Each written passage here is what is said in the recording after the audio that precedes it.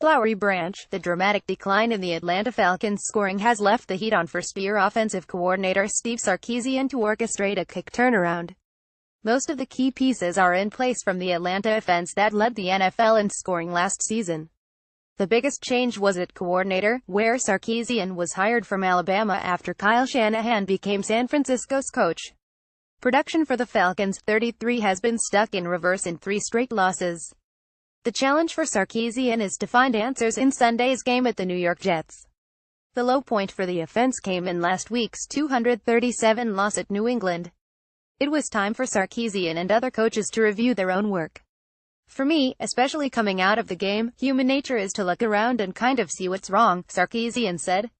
We really challenged all of us coaches and players to look at ourselves and find the things within ourselves individually to say, hey, this is an area where I can improve upon, he said. The obvious areas for improvement are third down and red zone production. The Falcons scored in only 1 of 4 possessions inside the New England 20. They converted only 2 of 9 third downs. That's generally not winning football, Sarkisian said. Extra practice time has been devoted to each area this week. Players say it's wrong to blame Sarkisian for the offense misfiring. When things are going bad, it's easy to point the finger at this person, that person, wide receiver Julio Jones said Thursday. It's on all of us to take it upon ourselves to fix it. I feel like Sark has been doing a good job for us calling the plays. We've just got to go out there and execute. Center Alex Mack said it is definitely too simple to point a finger at any one person. The Falcons' scoring has dropped from their NFL leading 33.8 per game in their 2016 Super Bowl season to 21.3. Atlanta has been held under 20 points in 3 straight losses.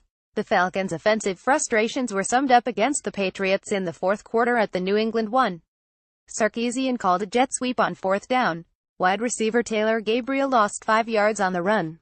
Coach Dan Quinn was critical of the call. He said he'd rather have a better play for that.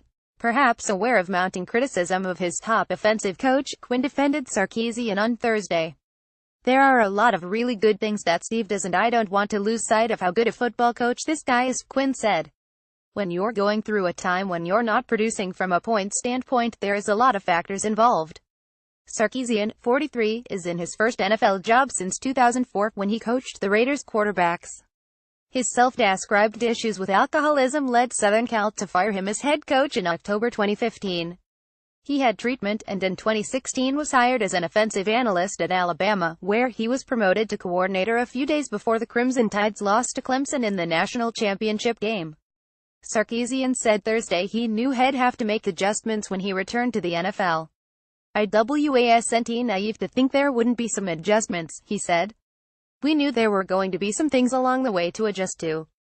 I think it's gone very well in that way. It's just a matter now of us taking care of some situational third down plays and making sure when we get our opportunities in the red zone, we score points. Notes RB Tevin Coleman, a surprise on Wednesday's injury report with a knee injury, was again limited on Thursday. He hurt his knee against the Patriots. Duke Riley posted on his Twitter account surgery came out great on his knee. The Falcons have not released a timetable on Riley's recovery other than to say he won't play this week.